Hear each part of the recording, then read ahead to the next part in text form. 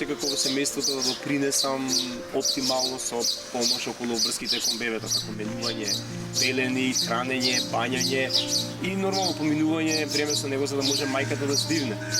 Преповивање, бањање, заспивање, не знам, носење на лекар, носење на тие систематски прегледи на мерења, шетање на детето, играње. Во мојот случај тоа беше привилегија да можам да си го дозволам тоа, али верувам дека не многу луѓе имаат таа привилегија. И од таа причина сметам дека е државата тука и треба си преземи одговорност за сите да имаме таа привилегија. Сите татковци.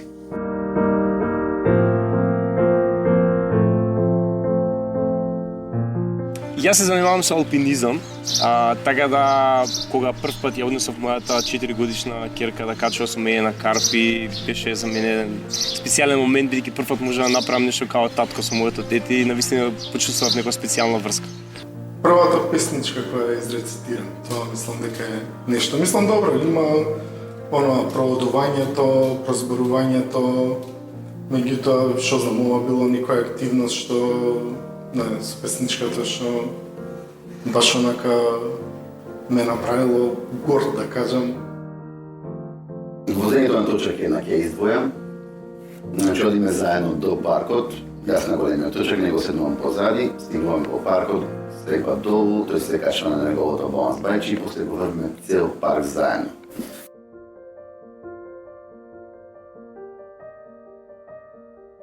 Првично што ми паѓа на ум е тоа што можеби би развил една поинаква врска од самиот почеток со моето дете. Нели не би чекал тоа да се развие во едно поголемо дете со кое што комуницираме вербално после тие 10-15 месеци, а второ сигурно би било од огромна помош за семејството и за мајката, мојата сопруга, која што навистина поминува еден прилично тежок период првите 9 месеци и ја би можел тука секако да допринесам со тоа што би можел да помогнам.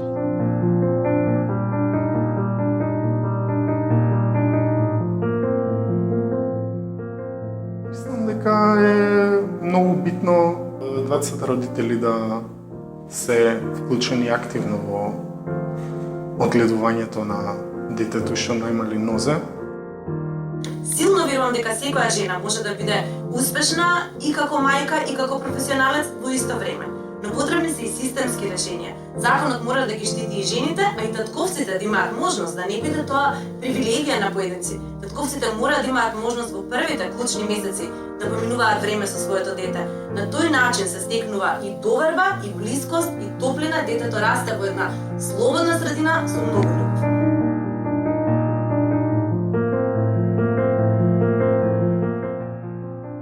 И од друга страна, би можел веројатно и да помогнам да се дисперзираат врските во домот за да полесно се снајдеме со сите предизвици кои што ги имаме како гледање едно дете и на некој начин да создадеме една подобра врска помеѓу детето и мене. Годно особено за татковците да се осетат слободни, да бидат во присуство на детето и да се грижат за него. Се очекува цел терет да падне на мајката, значи се очекува татко да би тоа нешто заработува, а мајка да би таа што треба да ги чува децата. Редно време е да се преиспитаат тие улоги, бидејќи за развојот за едно дете, ментален и физички, одеднакво влијаат двајцата родители.